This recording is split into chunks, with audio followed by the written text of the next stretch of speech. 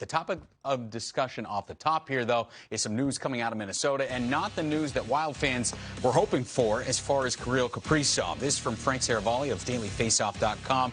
An update here, and Kirill Kaprizov has a tentative agreement in place with CSKA Moscow on a one-year, eight-figure deal, U.S. money, to begin on September 1st, should a new contract not materialize with the Minnesota Wild. However, the Wild appear ready and willing to talk a medium-term length deal. Initial hang-up was Minnesota was only interested in a 7- or 8-year deal for the Calder Trophy winner. That is not the case. Bunch of options in term there. But the Kaprizov camp contends there has been no offer made since April. We'll see where this goes. Two sides remain in communication. Where do you think this thing the old goes? one-year deal worth $10 million trick to negotiate a better deal over here. Oh, what do you make of this? Is this just negotiation, leverage on the Kaprizov camp? Absolutely. I mean, I don't blame Bill Guerin and the Minnesota Wild. You want to lock him up. You want that certainty to know that he's going to be there for 8 years. Well, now they've come back with, no, we've got a one-year deal worth $10 million back there, or so they say. And then now Minnesota Wild come back, and they'll end up hammering a deal out. He's a great player. I was really impressed with a lot of the areas of the game that he's really good at. It seemed like his personality was infectious. It seemed like he got along with his teammates. He blended in quite well. He's an electrifying player. He's worth the price of admission. And for the Minnesota Wild, he's an important part of what they've got going forward with the competitiveness of their team, the change that have been made. Obviously, they removed some big personalities and longtime terrific NHL players in Suter and Parise. And Billy Guerin saying, here you go. Yeah. Like, this is your team. But I've got a theory on this whole thing. I mean, if a player wants to go to Russia on a one-year deal for $10 million.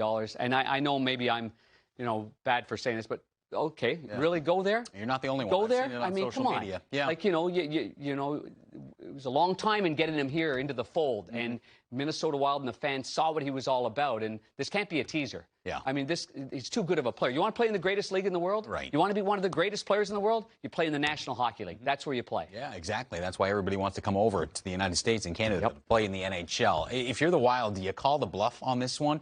Or can you afford to lose a guy like Kaprizov to the KHL based on where you're at and what your lineup looks like without the Calder Trophy winner? I know this is just based on 1 year of watching him, and obviously his history in the KHL before that. As we take a look at the lines, maybe projected without him, so it's obviously a way different look without him. A lot of big bodies, strong bodies, other than obviously Zuccarello is a smaller guy. But you look at Sturm and the way he played, Eric Sinek, Foligno, Greenway. That's a big, bold line right there. But you need some skill to finish things off. But getting back to him, I don't think you're going to make a mistake on him. I think you look at all the younger players that have gotten big money. I mean, from Darnell Nurse to get over $9 million, just as an example, what he has shown me, I mean, if he ends up getting paid, maybe it won't be Panarin money, but he's going to be a great player in this league. He's going to be a difference maker for his time in the NHL. So I don't think there will be a mistake. Now, if they're talking $15 million or so, a number that's, well, then you got to beat it down a little bit. You got to get down to a reasonable number to keep start high, cap compliant, and exactly. We got a flat cap, and maybe it only goes up $1 million next year. So Billy Guerin does have to make sure that whatever he does with this signing, he's still able to bring in other players. So they want to win a Stanley Cup, not just have one player be a. And we've only seen 1 year in the NHL too, right? I mean, it's been one season. So to ask for the world, we'll have to see where his camp comes in and where the Bill Guerin and Minnesota Wild camp come in as well. I have a feeling Bill's going to do a good job on this.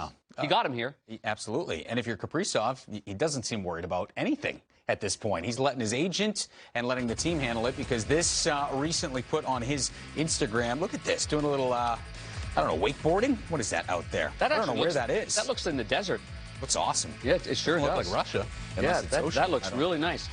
Really good. I mean, he's showing great athleticism right there. Off-season great balance. You want these guys to be like Paul Curry and Rob Blake and all these guys in California. They are great surfers. It doesn't hurt to be a great surfer, to have great balance. Exactly. Multifunctional, right? Those blades are sharp. Those aren't dull blades. No. He's working it. Yeah, he's got the edge work. And looks like the quads are good, too. Looks like he's... Quadzilla is doing just fine for Kaprizov. As far as the money, we'll have to see money in term, whether or not that gets worked out in the next couple of weeks.